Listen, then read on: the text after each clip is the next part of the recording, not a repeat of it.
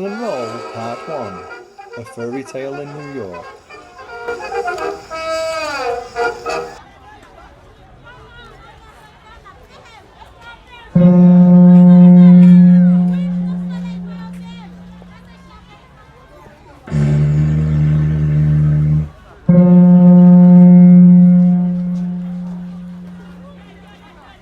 A typical castle garden morning scene in New York in the 1890s.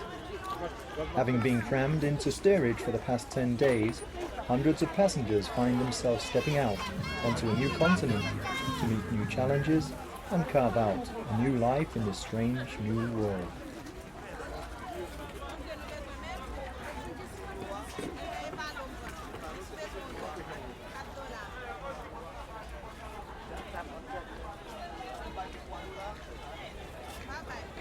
The final decades of the 19th century witnessed nigh 12 million hungry souls endure the arduous sea crossing from Europe to the United States. Of all ages, they braved perilous sea voyages that ranged between 6 weeks and, with the improvements of steam travel, as relatively little as 8 days. Fleeing religious or political persecutions and oppression, famines, or a general lack of opportunities, they wagered their lives and their futures for a new land where they'd heard the streets were paved with gold. Once having overcome the struggles of cultural and language barriers, many discovered harsh realities. The poverty and persecution they had fled was there to welcome them, with open arms and a sneering grin.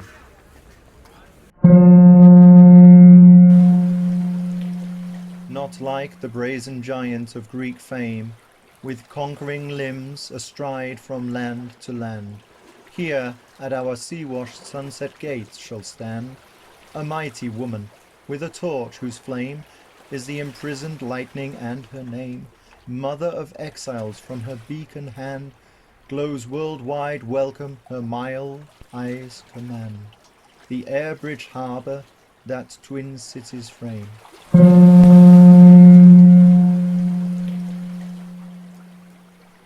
Keep, ancient lands, your storied pomp, cries she, with silent lips. Give me your tired, your poor, your huddled masses, yearning to breathe free. The wretched refuse of your teeming shore, send these, the homeless tempest-tossed, to me. I lift my lamp beside the golden door. The New Colossus, 1883, written by Emma Lazarus, 1849 to 1887.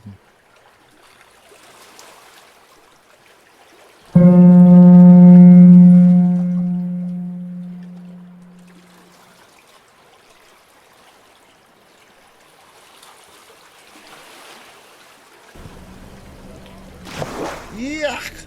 Gross! Hey kid, give me a break. I haven't had a bath in more than a week. Well, apart from just now.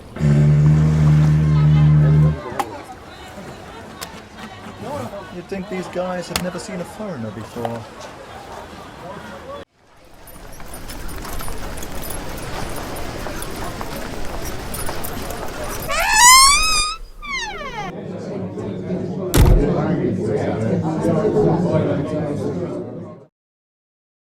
Hey, the optician's is in the next street. It seems, my friend, that you failed to see the sign at the door.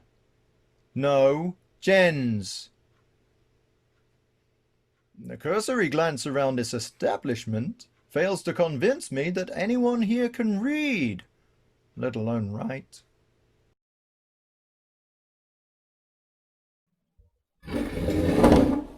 Think you'd better believe in why you still can, without help. Look, fellas, I just got in after 10 days at sea, so I figured a few drinks with my new best friends would be a nice way to getting to know the lay of the land. Well, why didn't you say? Charlie, you heard the man. Guessed. Beaufort, if the Dawn finds a Jen's here...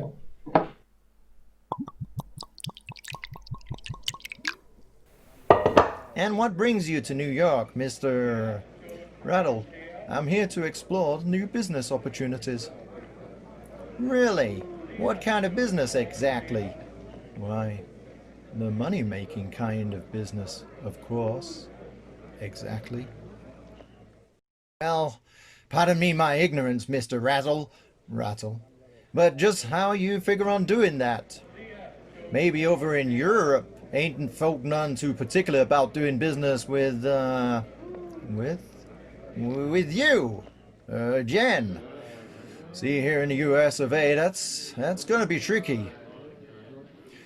In my humble experience, Beaufort, so long as folks are in need of Farragut and Co., their morals tend to get left at the door. Or had you forgotten you're drinking as guest of a Jen's in a non-Jen's bar? This is the land of possibilities as long as morals aren't an issue. That's enough!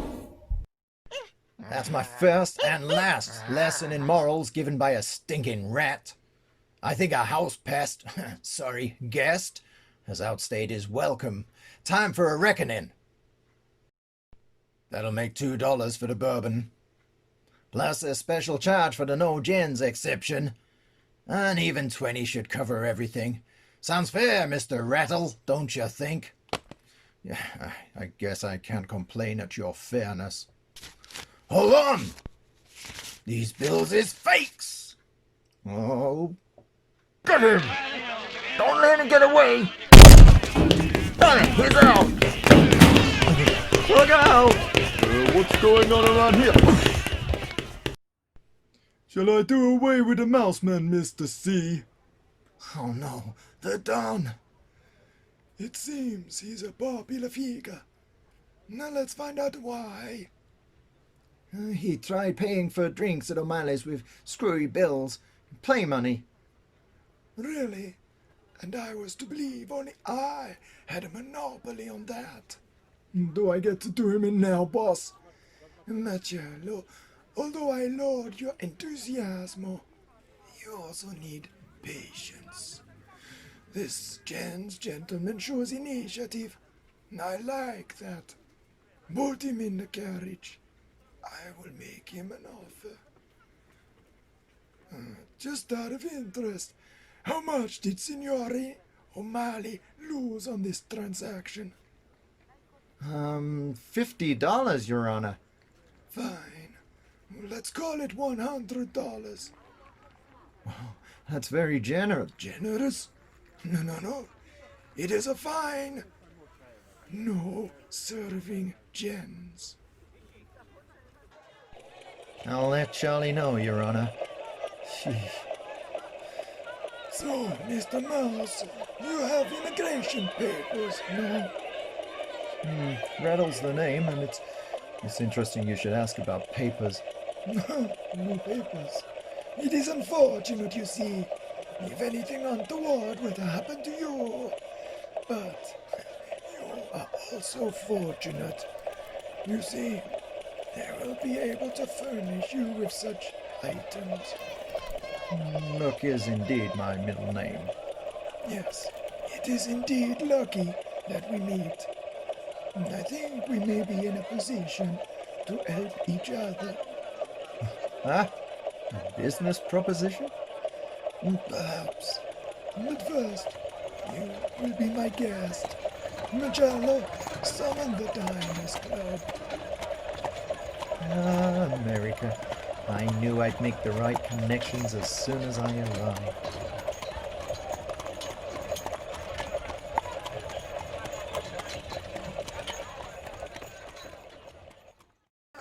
Will Mr. Rattle's dreams come true? Who is the mysterious Don? Where does role of Rattle and Roll fit into this? Why did Mr. Rattle stow away to America? What is a jam? Where did Mr. Rattle get counterfeit money? Why doesn't Mr. Rattle have whiskers? All these and other questions will be answered in the first and following issues of Rattle and Roll. This wireless drama was brought to you by Funnyuch E. Medic. All drawings sketchily supplied and all voices shakily vocalized by Rob G. Price Esquire. who can be found on Instagram under the nom de plume of Rob G. Price Tunes. Additional sound effects also expressed by Rob G. Price as well as the good masses at freesound.org. And now, a word from our sponsors.